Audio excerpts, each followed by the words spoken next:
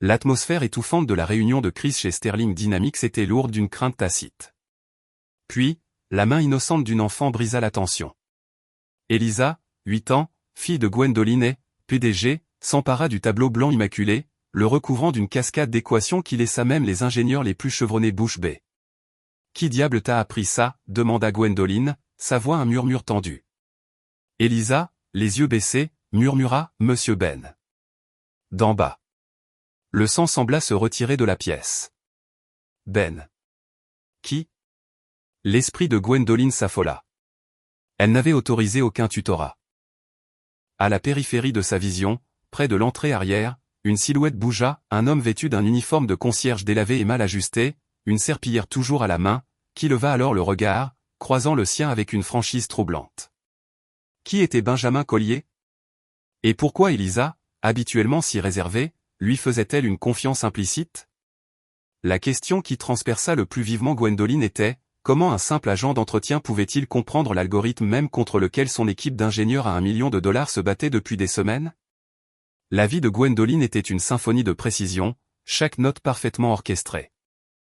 Chaque aube commençait par la dissection impitoyable d'indicateurs clés de performance, suivie d'une téléconférence tendue avec des investisseurs avant même que les marchés n'osent ouvrir, et se terminait par un inventaire mental des obligations qui ne permettait aucune déviation, aucune erreur. Sterling Dynamics était son héritage, le joyau de la prévision analytique, et la pression étouffante pour rester au sommet ne relâchait jamais. Son empire occupait 3 étages brillants dans une tour d'acier et de verre, où l'efficacité était une religion. Ici, chaque geste était intentionnel, chaque énoncé une abréviation incompréhensible aux étrangers. Mais ce lundi, l'ordre soigneusement élaboré s'était effondré. Elisa avait été précipitée dans ce monde après que sa nounou se soit excusée en raison d'une maladie soudaine. Gwendoline, prise au dépourvu et sans recours, avait séquestré sa fille dans une petite salle de conférence avec une collection de livres de coloriage et une tablette. Elle avait prié pour une journée sans interruption, un espoir silencieux qui s'était brisé avec les équations impossibles de sa fille. Pourtant, la journée s'était désagrégée, non pas dans une cacophonie, mais avec une élégance tranquille, presque envoûtante. Agitée et curieuse, Elisa s'était aventurée dehors pendant une accalmie momentanée, dérivant dans le garde-manger des employés. Là, au milieu du bourdonnement du réfrigérateur et de l'odeur du café rance, elle rencontra Benjamin Collier. 36 ans, il les portait, gravés dans les lignes qui rayonnaient de ses yeux, des lignes qui laissaient deviner une vie vécue au-delà des limites de cette tour de bureau. Il portait ce même uniforme gris usé, se fondant dans le décor, presque invisible alors qu'il accomplissait ses tâches ingrates. C'était un fantôme, vidant les poubelles et nettoyant les sols, inaperçu par les âmes ambitieuses qui hantaient ses couloirs. Au mieux, il recevait des hochements de tête polis. Elisa l'avait observé. Figée. Elle vit la façon dont il balayait soigneusement les éclats d'un pot de café brisé, chaque mouvement délibéré et doux. Et puis, un morceau de verre avait roulé vers sa chaussure. Sans réfléchir, elle avait instinctivement tendu la main pour aider. Benjamin avait levé les yeux, surpris, son expression s'adoucissant en un sourire léger et sincère. Du fond de sa poche, il sortit une simple serviette en papier, et un marqueur qu'il gardait, pour une raison quelconque, accroché à sa ceinture. Il esquissa un casse-tête logique de base, un jeu de motifs, où les solutions se trouvaient en comptant méthodiquement les étapes. Les yeux d'Elisa s'étaient illuminés. En quelques secondes, elle l'avait déchiffré, son esprit courant en avant. Ses yeux se fixèrent sur les siens, cherchant le prochain défi. Et puis, pour la première fois ce jour-là, un rire pur et sans mélange s'échappa de ses lèvres. Le moment s'évapora rapidement, la magie éphémère s'estompant rapidement. Benjamin reprit son travail, se retirant dans le fond, et Elisa retourna à son air de jeu de fortune. Mais la serviette, soigneusement pliée, trouva une nouvelle maison dans son sac à dos. C'était un trésor caché, un talisman à revoir quand le monde deviendrait trop terne.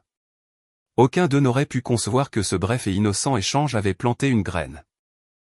Une graine qui allait fleurir en quelque chose de bien plus important qu'ils n'auraient jamais pu prévoir. La réunion de démonstration hebdomadaire était censée être une affaire banale.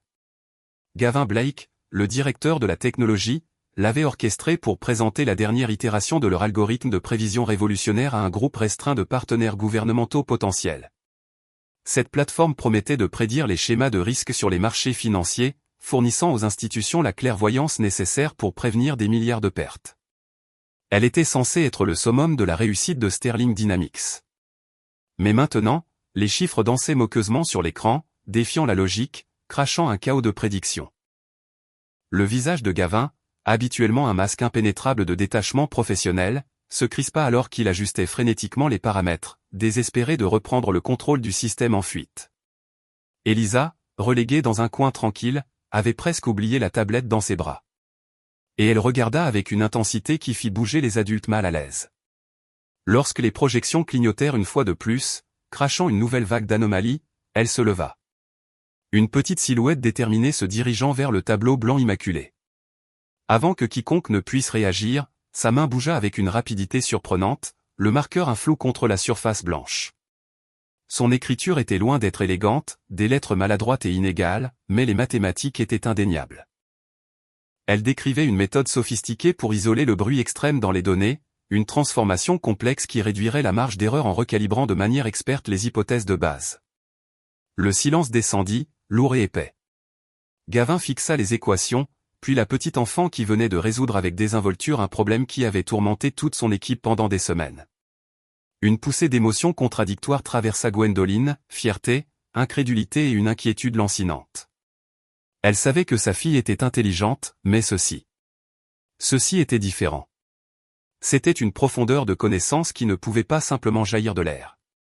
Cela venait de quelque part. De quelqu'un.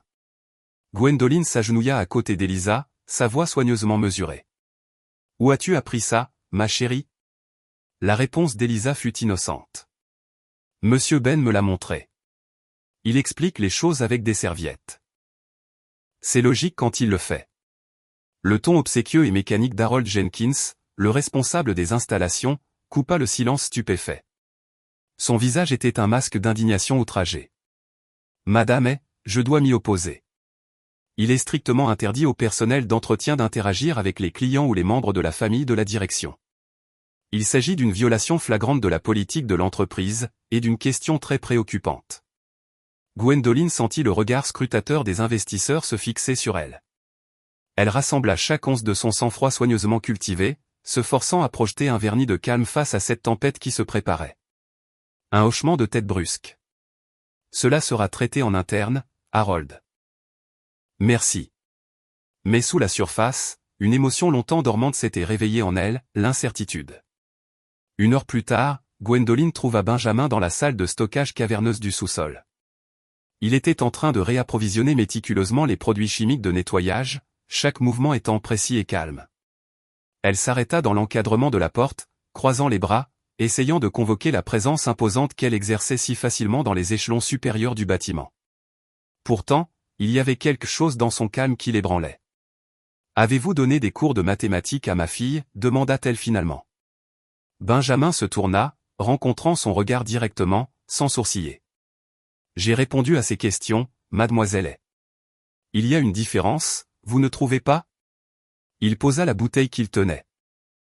Elle voulait savoir pourquoi les chiffres se comportent de la manière dont ils le font.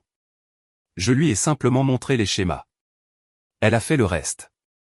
Gavin se matérialisa derrière Gwendoline, son expression tendue d'une colère à peine contenue. « Monsieur Collier, la politique de l'entreprise est sans équivoque. Tout contact non autorisé avec les membres de la famille de la direction constitue un motif de licenciement immédiat. » Benjamin ne fit aucune réponse. Il regarda simplement Gavin puis Gwendoline, une invitation silencieuse pour elle de prendre la décision finale. Harold, comme on pouvait s'y attendre, apparut quelques instants plus tard, rédigeant déjà furieusement un rapport d'incident sur sa tablette. La situation dégénérait rapidement, et Gwendoline savait qu'elle devait la contenir avant qu'elle n'explose. Puis, Elisa apparut en haut de l'escalier du sous-sol, son petit visage taché de larmes fraîches. Serré fortement dans sa main, il y avait la serviette en papier froissé de cette première rencontre innocente, maintenant maculée et usée, mais toujours précieuse. « S'il te plaît, maman. Ne le renvoie pas. C'est le seul qui écoute. » Une douleur physique se serra dans la poitrine de Gwendoline. Elle regarda sa fille, le désespoir authentique gravé sur son visage, puis de nouveau Benjamin, et sentit les fondations familières et soigneusement construites de son monde se déplacer sous ses pieds. Quelque chose n'allait pas ici. Quelque chose allait bien plus loin qu'une simple infraction au protocole de l'entreprise. Toute sa carrière était bâtie sur sa capacité à discerner les schémas cachés, à trouver le plus petit des signaux enfouis dans le vacarme assourdissant. Et ses instincts hurlaient que cet homme n'était pas celui qu'il semblait être. Alors que Benjamin se retournait vers sa tâche, Gwendoline aperçut son écriture, griffonnée sur un registre de maintenance. Les symboles étaient précis, presque artistiques, déclenchant un souvenir lointain. Il y a des années, enfoui dans les premiers brouillons du projet 10 points à révolutionnaire de Sterling Dynamics, quelqu'un avait annoté le code complexe avec des notes dans ce même style distinctif. Elle avait toujours supposé qu'il s'agissait de l'un des ingénieurs d'origine, quelqu'un qui avait été promu il y a longtemps, ou transféré dans un autre département. Maintenant, une pensée glaçante commença à se former, et si elle avait eu profondément tort? Les pièces du puzzle s'emboîtaient lentement, laissant entrevoir une image à la fois terrifiante et fascinante. Serena Mitchell, la responsable des relations publiques de Sterling Dynamics, déterra la vérité. Chargée d'une vérification des antécédents de routine sur toutes les personnes qui avaient interagi avec Elisa, une précaution nécessaire pour protéger l'entreprise de toute responsabilité potentielle, elle tomba sur